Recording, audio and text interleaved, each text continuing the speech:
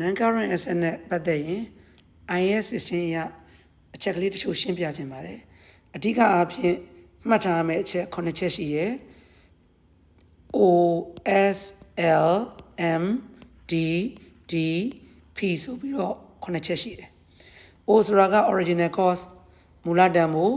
capital expenditure လို့ခေါ်တဲ့ initial cost S ဆိုတာက scrap value residual value book value at the end of life တက်တန်းကုန်ရင်ပြန်ရောက်ဆိုင်ရမယ့်တန်ဖိုး L ဆိုတာက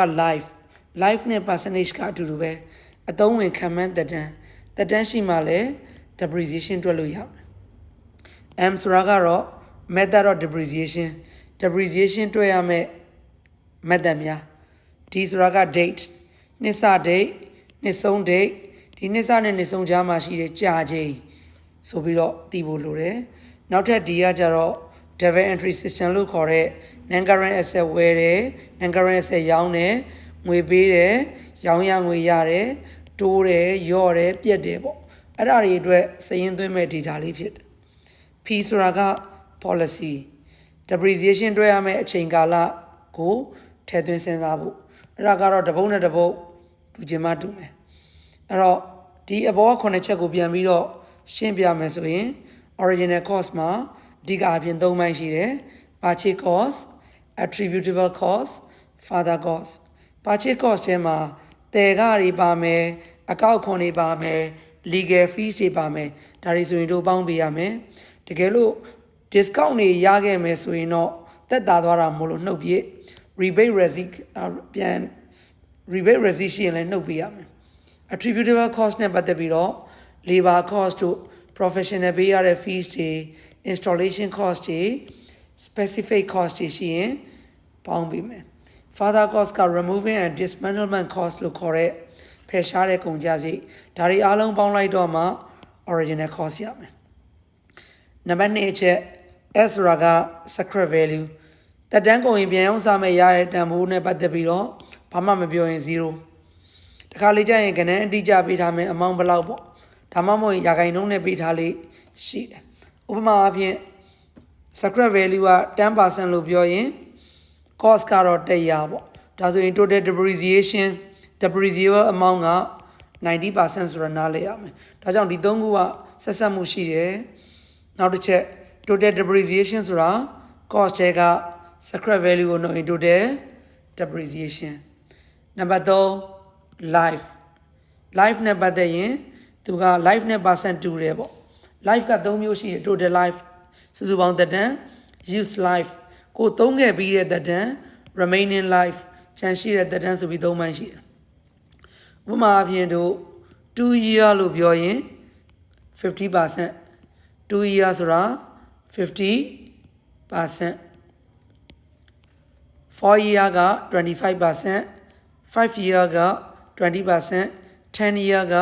10% ဆိုပြီးတော့ရှိတယ်50 years ဆိုရင်တော့ 2% ရှိတယ်အဲ့တော့ဒီ life နဲ့ percentage ကြားမှာ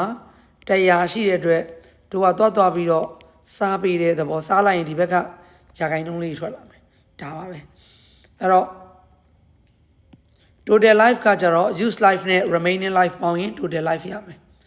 အဲ့တော့နောက်တစ်ချက်ကစခြင်းနဲ့ဝယ်ခြင်းနှစ်စမှာ cost မူလတန်ဖိုးနဲ့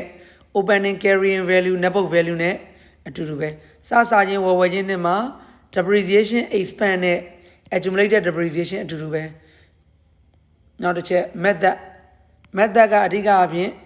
straight line method SLM equal installment လို့ခေါ်တဲ့ on cost လို့ခေါ်တဲ့မူရင်းတန်ဖိုးပေါ်မှာတွက်တဲ့ depreciation expense amount က remain the same နံပါတ် B က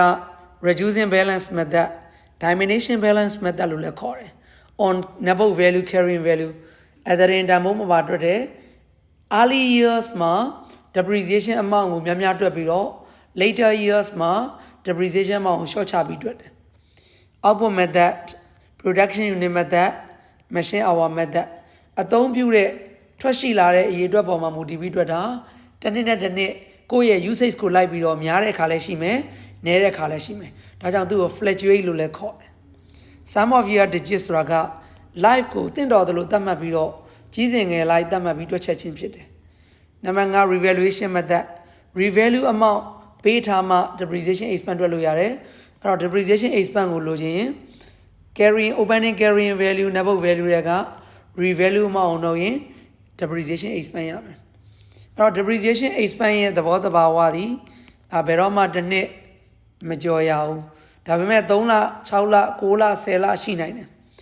accumulated depreciation စုစုပေါင်းတန်ဖိုးလျှော့သူ့ကို provision for depreciation လို့လည်းခေါ်တယ်သူကတော့အနည်းဆုံး1လ2လကစပြီးတော့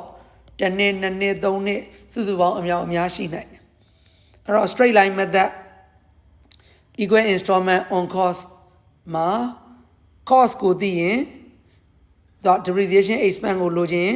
cost တွေက scrap value ကို note life နဲ့စာ period နဲ့မြောက် period ကတစ်နှစ်မကျော်ရဘာဖြစ်လို့လဲ annual depreciation ဆိုတာ expense မို့လို့တကယ်လို့ဒီ straight line method မှာ cost ကိုမသိခဲ့ရင် opening carrying value တွေက scrap value ကို note remaining life နဲ့စာ remaining life ဆိုတာက total life ထဲက use life သုံးပြီးသားသက်တမ်းကို note ပေါ့နောက်တစ်ခုကတော့ closing carrying value closing cost closing carrying value ကိုလိုချင် closing cost တွေက closing accumulated depreciation ကို note ဒါမှမဟုတ် opening carrying value တွေက depreciation expense ကို note နောက်တစ်ခု reducing balance method မှာ diminution လို့ခေါ်တဲ့ on carrying value အဲ့တော့ annual depreciation လို့ခေါ်တဲ့ depreciation expense ကိုလိုချင် opening carrying value နံပါတ် value နဲ့ depreciation rate နဲ့မြောက်အော် depreciation rate ဆိုတာက 1 minus net book value rate carrying value rate net book value rate ကိုလိုချင် n square root of s by c ဒါကတော့ scientific formula နဲ့တွက်မှရမယ် n ဆိုတာက numbers of years s ဆိုတာ scrap value c က cost အဲ့တော့သူ့မှာလည်းတို့ closing carrying value net book value ကိုလိုချင် closing cost minus closing accumulated depreciation ဒါမှမဟုတ် opening carrying value တွေက depreciation expense ကို note ဒါမှမဟုတ်ရင် cost အမြောက် carrying value rate to the power n နောက်တစ်ခုက output method ပေါ့ unit သို့မဟုတ် hours အဲ့တော့ depreciation expense ကိုလိုချင် cost တွေက scrap value ကို note total unit နဲ့စာသို့မဟုတ် hour နဲ့စာမယ်တို့တွက်မဲ့ nickel production unit နဲ့ဘာလုပ်ပြီပြန်မြောက်ပြီအဲ့တော့တို့ကအရှိကတွက်လိုက်တဲ့ဟာဒီတနည်းအားဖြင့်ပြောရင်တ unit စာ depreciation လို့ခေါ်တယ်နော်နောက် cost ကိုမသိရင်တော့ခုနကအတိုင်းပဲ opening carrying value ရဲ့ scrap value ကို note remaining unit နဲ့စာ production unit for the year နဲ့မြောက် sum of digit method ကကြတော့ life ကိုတင့်တော်တယ်လို့ကြီးစင်ငယ်လိုက်သတ်မှတ်ပြီးတွက်တာဖြစ်တယ်အဲ့တော့ပထမဦးဆုံး total digit လို့ခေါ်တဲ့ sum ကိုသတ်မှတ်မယ် life က9နှစ်ဆိုရင်9 4 3 2 1 sum က15အဲ့တော့ annual depreciation ကိုလိုချင် cost တွေက scrap value ကို note total digit နဲ့စာ digit for the year နဲ့မြောက် cost ကိုမသိရင်ထုံးစံတိုင်း opening carrying value တွေက scrap value ကို note remaining digit နဲ့စာ digit for the year နဲ့မြောက်အဲ့တော့ math ဒါတွေပြီးသွားရင်ကျွန်တော်တို့နံပါတ်5အချက် date financial year end date နှစ်စနှစ်ဆုံးကြာချိန်ပေါ့နောက် January to December ဆိုရင်နှစ်စနဲ့နှစ်ဆုံးခုနှစ်အတူတူပဲ January to December မဟုတ်ဘဲနဲ့ April to March October to September June to July ဒါမျိုးတွေဆိုရင်တော့ခုနှစ်ကနှစ်စနဲ့နှစ်ဆုံးမတူကြဘူးနောက် transaction date transaction ဆိုဝယ်တဲ့ရောင်းတဲ့ပေးတဲ့ရတဲ့ date တွေကိုတော့ transaction date လို့ခေါ်တယ်နောက်တစ်ခုက double entry နဲ့ပတ်သက်လို့ရှိရင်ဝယ်ရောင်းပေးရတိုးရော့ဒါတွေနဲ့ပတ်သက်လို့အရှုံးမြတ်တွက်ဖို့အတွက် double entry သက်ထားဖို့လိုတယ်အဲ့တော့ non current asset နဲ့ပတ်သက်ရင်ရောင်းရင်3ချက်စဉ်းစားရမယ်ဒီပစ္စည်းကိုဘယ်နေ့မှရောင်းတာလဲရောင်းလိုက်တဲ့ပစ္စည်းရဲ့ cost ရောင်းလိုက်တဲ့ပစ္စည်းရဲ့သုံးထားတဲ့ accumulated depreciation sale proceed ရောင်းရငွေဒီနေရာမှာအလဲအထက်လုပ်ရင်တော့ trade ပေါ့နောက်တစ်ချက်က